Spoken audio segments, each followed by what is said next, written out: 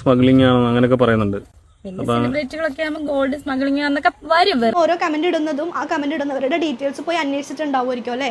വിവാഹം തന്നെ കഴിക്കണമെന്നില്ലല്ലോ, ഇപ്പൊ ലിവിങ് ടുഗദറൊക്കെ ഉള്ള സ്ഥിതിക്ക്.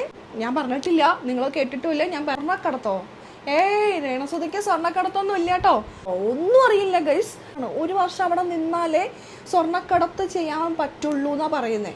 Hello guys, welcome back. ഞാൻ വിവിധ. നമ്മുടെ പുതിയൊരു വീഡിയോയിലേക്ക് എല്ലാവർക്കും സ്വാഗതം. കുറേ ദിവസമായി പ്രത്യേകിച്ച് കണ്ടന്റുകൾ ഒന്നും ഇല്ലാതിരിക്കുന്ന സമയത്താണ് രേണുസുതിയുടെ ഈ ഒരു വീഡിയോ കണ്ടത്. സ്വർണ്ണക്കടത്തോ രേണുസുതിക്ക് സ്വർണ്ണക്കടത്തൊന്നും ഇല്ല കേട്ടോ, സ്വർണ്ണക്കടത്ത് ഇല്ലെന്ന് മാത്രമല്ല അതിനെക്കുറിച്ച് ഒന്നും അറിയില്ല. നമുക്ക് ആ ഒരു വീഡിയോ കേട്ടാലോ. ഇപ്പൊ പലതവണ വിദേശയാത്ര നടത്തിയല്ലോ, അപ്പം ഗോൾഡ് സ്മഗ്ലിംഗ് ആണോ അങ്ങനെയൊക്കെ പറയുന്നുണ്ട്. സെലിബ്രിറ്റികളൊക്കെ ആകുമ്പോൾ ഗോൾഡ് സ്മഗ്ലിംഗ് എന്നൊക്കെ വരും, വെറുതെ വിവാദം വരും. നമ്മളതിപ്പോ വലിയ സെലിബ്രിറ്റി ആയതുകൊണ്ടായിരിക്കും.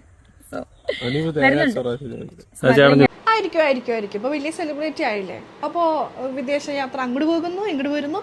ഇന്ന് ഉച്ചയ്ക്ക് ലണ്ടനിലാണെങ്കിൽ വൈകുന്നേരം സിംഗപ്പൂര്, അങ്ങനെ ഓരോ ദിവസം ഓരോരോ സ്ഥലത്താണ്. അപ്പോൾ സ്വാഭാവികമായിട്ടും അങ്ങ് ദൂരെ ദുബായിൽ എപ്പോഴും സഞ്ചരിക്കുമ്പോൾ ആള് എന്തായാലും സെലിബ്രിറ്റി ആണല്ലോ, അപ്പൊ പിന്നെ വിവാദങ്ങളൊക്കെ വരും. ഗോൾഡ് കടത്താൻ വേറൊന്നുമല്ല, 1 ഇയറിനൊക്കെ പോവാണെങ്കിൽ അങ്ങനെ വരത്തില്ല. ഇതിപ്പോ 2-3 ദിവസത്തിന് 4-5 ദിവസത്തിനൊക്കെ അല്ലേ ഞാൻ ദുബായിലൊക്കെ പോകുന്നത്, അല്ലെങ്കിൽ 10 ദിവസം കൂടി വന്നു, അല്ലെങ്കിൽ 15. അത് കൂടുതലല്ലേ ഞാൻ ദുബായിലൊക്കെ പോകുന്നത്, അല്ലെങ്കിൽ 10 ദിവസം കൂടി വന്നു, അല്ലെങ്കിൽ 15. അത് 1 ഇയർ ആണെങ്കിൽ ഓക്കെ, പിന്നെയും പറയാം. ഇതിപ്പോ 4-5 ദിവസം 10-15 ദിവസത്തേക്കല്ലേ ഞാൻ പോകുന്നേ. സ്വർണ്ണക്കടത്ത് എന്ന് പറയുമ്പോൾ ഒരു വർഷത്തോളം അവിടെ നിൽക്കുന്നവർക്ക് മാത്രമേ പറ്റത്തുള്ളൂ എന്നുള്ള ഒരു പുതിയ അറിവാട്ടോ. എന്നെ പോലെയുള്ള ഞാൻ സെലിബ്രിറ്റി എന്നല്ലല്ലോ, സാധാ ഒരു മനുഷ്യൻ. അപ്പോൾ എനിക്കൊക്കെ അത് ആദ്യത്തെ അറിവാണ്. സെലിബ്രിറ്റികൾക്കൊക്കെ ഒരു പക്ഷേ ഈ ഒരു അറിവ് ഉണ്ടാവുമായിരിക്കും അല്ലേ. നമുക്ക് ഒരു കാര്യത്തെക്കുറിച്ച് കൂടുതൽ അറിവ് ഓക്കെ, ചിലപ്പോൾ ജനറൽ നോളജ് നമുക്കൊന്നും അതില്ലാത്തതിൻ്റെ ആയിരിക്കും. അപ്പോൾ രേണുസുതിക്ക് ഇതിനെക്കുറിച്ചൊക്കെ കൂടുതൽ അറിയാം.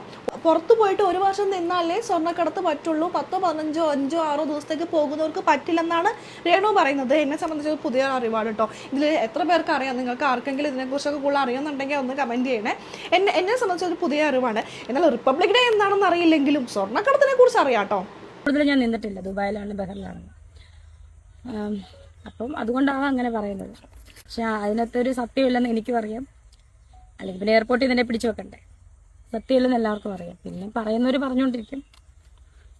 പറയുന്നവര് പറയട്ടെ. ഇപ്പോ രേണുസുതി അങ്ങനെ ചെയ്യുന്നു എന്നല്ല കേട്ടോ ഞാൻ പറയുന്നത്. എന്നെ സംബന്ധിച്ചത് പുതിയൊരു അറിവാണ്. 1 വർഷം പുറത്തു പോയി നിൽക്കുന്നവർക്ക് മാത്രമാണ് സ്വർണ്ണക്കടത്ത് ചെയ്യാൻ പറ്റുള്ളൂ എന്നുള്ളത്. അത് വളരെ വ്യക്തമായിട്ട് അതിന്റെ കാര്യങ്ങൾ, റൂൾസും കാര്യങ്ങളൊക്കെ രേണുവിന് അറിയാമെന്നുണ്ടെങ്കിൽ ഒരു പക്ഷേ രേണുവിനെ അങ്ങനെ ആരെങ്കിലും അപ്രോച്ച് ചെയ്തിട്ടുണ്ടോ?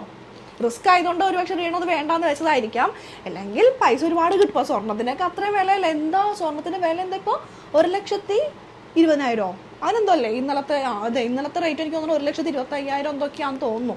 അപ്പൊ ഈ വർഷം അവസാനിക്കുമ്പോൾ, അതായത് 2026 അവസാനിക്കുമ്പോൾ എങ്ങനെ ഒരു 1,80,000 കടക്കും എന്നാണ് പറയുന്നത്. അതായത് 2027 കഴിയുമ്പോൾ പവന് 2 ലക്ഷം രൂപ. എന്താല്ലേ, അതൊക്കെ പോട്ടെ, അതൊന്നും അല്ലല്ലോ നമ്മുടെ വിഷയം. അപ്പോൾ ഞാൻ പറഞ്ഞു വരുന്നത്, രേണുവിന് ഇതിനെക്കുറിച്ച് ഒന്നും അറിയില്ല കേട്ടോ, ഒന്നും അറിയില്ല ഗൈസ്. പക്ഷേ 1 വർഷം അവിടെ നിൽക്കണം. എൻ്റെ ഡൗട്ട് അതാണ്, 1 വർഷം അവിടെ നിന്നാലേ സ്വർണ്ണക്കടത്ത് ചെയ്യാൻ പറ്റുള്ളൂ എന്നാ പറയുന്നത്. അങ്ങനെയെങ്കിൽ ഇതിൻ്റെ കാര്യങ്ങളൊക്കെ ഡീറ്റെയിൽസ് നന്നായിട്ട് രേണുവിന് അറിയാമെന്നുണ്ടെങ്കിൽ ഒന്നില്ലെങ്കിൽ ആരെങ്കിലും അതിനെക്കുറിച്ച് അപ്രോച്ച് ചെയ്തിട്ടുണ്ടാവണം, ഇല്ലാന്നുണ്ടെങ്കിൽ അത് ചെയ്തൊരു എക്സ്പീരിയൻസ് ഉണ്ടാവണം. അയ്യോ ഇല്ല, രേണു ചെയ്തിട്ടില്ല, അങ്ങനെ ഞാൻ പറയില്ല കേട്ടോ. ഞാൻ പറഞ്ഞിട്ടില്ല, നിങ്ങൾ കേട്ടിട്ടുമില്ല, ഞാൻ പറഞ്ഞിട്ടില്ല. എന്നെ സംബന്ധിച്ച് പുതിയ അറിവാണ്. അപ്പോൾ ഇതിനെക്കുറിച്ച് കൂടുതലായിട്ട് ആർക്കെങ്കിലും അറിയാമെന്നുണ്ടെങ്കിൽ താഴെ കമൻറ്റ് ചെയ്യുക. നമുക്ക് പുതിയ അറിവുകൾ കൂടുതൽ കിട്ടുന്നത് നല്ലതല്ലേ. മനസ്സിലായില്ല, വെറുതെ മാറ്റുന്നത് പേര് വിവാഹിതയാവുകയാണെങ്കിൽ പേര് മാറ്റുമെന്ന് പേര് മാറ്റുന്നല്ല, സത്യമല്ല. അവരുടെ സൂചിച്ചേണ്ട പേര് വെച്ചിട്ട് തന്നെ കാര്യം ആയില്ലല്ലോ. ആകുവാണെങ്കിൽ പേര് മാറ്റും. എന്തെങ്കിലും പോസിബിലിറ്റി ഉണ്ടോ അതിന്? അതറിയില്ല. രേണുവിനെ കൊണ്ട് പുതിയ കാമുകന്റെ പേര് പറയിപ്പിക്കണം. അവനോട് മാക്സിമം ട്രൈ ചെയ്യുന്നുണ്ട്. സുചേട്ടന്റെ പേര് മാറ്റുമോ എന്നൊക്കെ ചോദിക്കുന്നുണ്ട്. നമ്മളും പറഞ്ഞിട്ടുണ്ട്, രേണു സുധി എന്നുള്ളൊരു പേര് പോയി കഴിഞ്ഞാൽ പിന്നെ രേണു ഇല്ല. അതുകൊണ്ട് രേണു പേര് മാറ്റില്ല. പേര് മാറ്റാതിരിക്കാൻ വേണ്ടി എന്ത് ചെയ്യണം? രേണു വിവാഹം കഴിക്കില്ല. വിവാഹം തന്നെ കഴിക്കണമെന്നില്ലല്ലോ, ഇപ്പൊ ലിവിങ് ടുഗദറൊക്കെ ഉള്ള സ്ഥിതിക്ക് അതിനകത്തേക്കാണെങ്കിലും പോവാം. അപ്പോൾ പിന്നെ അതായിരിക്കും രേണു ഇത്ര ധൈര്യത്തോടുകൂടി പറയുന്നത്. രേണു സുധി എന്ന പേരുണ്ടാവില്ല, മാറ്റണമല്ലോ. ആ സംഭവം എത്തുമ്പോഴല്ലേ നമുക്കപ്പം നോക്കാം. എന്തിനാ വെറുതെ ഇപ്പൊ മര്യാദക്ക് പോകുന്ന പോലെ പോയാ പോരെ, അതല്ലേ നല്ലത്. പ്രണയം ഉണ്ടെന്ന് പറഞ്ഞിരുന്നു. പ്രണയം എല്ലാവർക്കും ഉണ്ടല്ലോ, ആർക്കും ഇല്ലാത്ത പ്രണയം? എല്ലാവർക്കും ഉണ്ട് പ്രണയം. എല്ലാവർക്കും ഒരു രഹസ്യ പ്രണയം എല്ലാവരുടെ മനസ്സിൽ 95% ആളുകളുടെ മനസ്സിൽ പ്രണയമാണ്. ഭാര്യയ്ക്ക് ഭർത്താവിനോട് പ്രണയമില്ലേ? ഏത് ഭർത്താവിനോടാണെന്ന് അറിയത്തില്ല, എന്നാലും ഭാര്യമാർക്ക് ഭർത്താക്കന്മാരോട് നോട്ട് ദ പോയിന്റ്. ഭാര്യയ്ക്ക് ഭർത്താവിനോട് പ്രണയമില്ലേ? ഏത് ഭർത്താവിനോടാണെന്ന് അറിയില്ലെന്ന്. കഷ്ടം. എല്ലാ സ്ത്രീകൾക്കും അങ്ങനെയല്ല കേട്ടോ. ഉണ്ട്. ആർക്കെങ്കിലും ഒരാളോടെങ്കിലും ഒരു ക്രഷ് തോന്നിയിട്ടുണ്ടാവും. സോ എനിക്ക് മാത്രം എന്താ തെറ്റ്? ഞാനും മനുഷ്യനല്ലേ. നമ്മളൊക്കെ ചോര നീരുള്ള മനുഷ്യരല്ലേ, നമുക്കൊക്കെ ആരോടെങ്കിലും ഒരു ക്രഷൊക്കെ തോന്നും. അത് വലിയ തെറ്റൊന്നുള്ള കാര്യമൊന്നുമല്ല. അതിപ്പോൾ രേണുവിന് തോന്നി, അതെന്താ തെറ്റാണോ? ആ കാര്യത്തിൽ ഞാൻ രേണുവിന്റെ കൂടെ കേട്ടോ. ക്രഷൊക്കെ തോന്നും, അതിനിപ്പോ എന്താ? പ്രണയമൊക്കെ ഉണ്ടാവും എല്ലാവർക്കും. അത് കല്യാണത്തിലോട്ട് എത്തോ ഇല്ലയോന്നൊന്നും അറിയില്ലല്ലോ. ഇച്ചായനാണോ ഏട്ടനാണോ ഇക്കയാണോ എന്നൊക്കെ നമുക്ക് നോക്കാം അല്ലേ? അല്ല, ഒരു ഇച്ചായനെ കുറിച്ച് പറഞ്ഞു, ഇക്കനെ കുറിച്ച് പറഞ്ഞു, ഏട്ടനെ കുറിച്ച് പറഞ്ഞു. 3 പേരും ഉണ്ടോന്ന് അതിന്? അതാണ് സംശയം. ഏതായാലും 3ാമത്തെ കല്യാണമല്ലേ, 3 കെട്ടാതെ 3 കല്യാണോ? 3 പേര്? രേണു 3 പേരെ കല്യാണം കഴിക്കാൻ പോകുന്നു. 6 കല്യാണം. 3ാമത്തെ വിവാഹം സ്വീകരിക്കേണ്ട കാര്യം സോഷ്യൽ മീഡിയയിൽ പ്രചരിക്കുന്നതുകൊണ്ടാണോ? അങ്ങനെ തന്നെ ആയിക്കോട്ടെ. സോഷ്യൽ മീഡിയയിൽ പ്രചരിക്കുന്നതാണ് എന്റെ ലൈഫ്, ഞാൻ തന്നെ അറിയുന്ന ലൈഫ്. സോ അങ്ങനെ തന്നെ ഇരിക്കട്ടെ.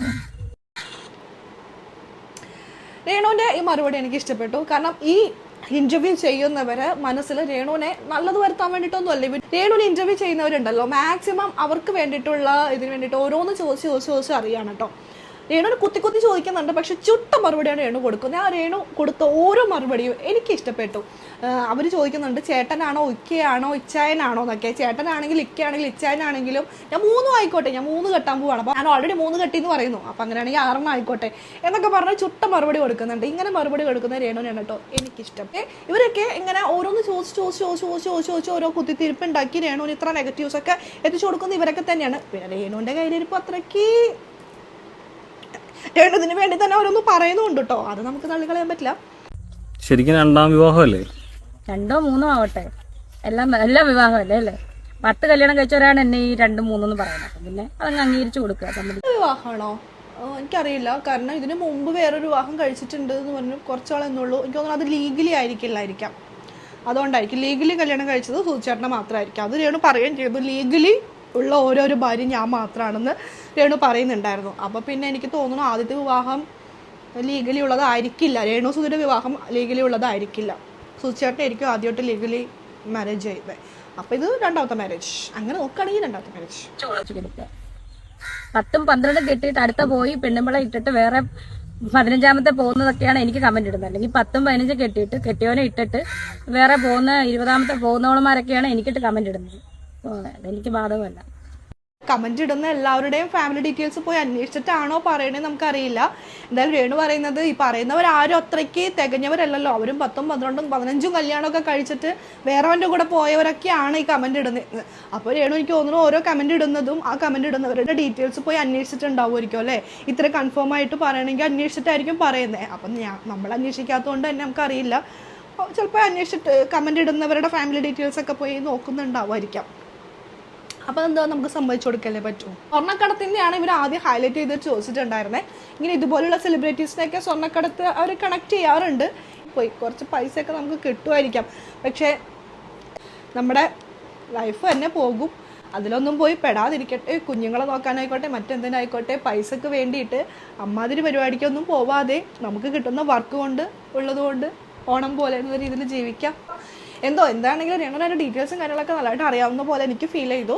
എന്തായാലും ഇത്രയേ ഉള്ളൂ. അപ്പോൾ നമുക്കിനി അടുത്ത വീഡിയോ ആയിട്ട് കാണാം. അതുവരെയൊക്കെ എല്ലാവർക്കും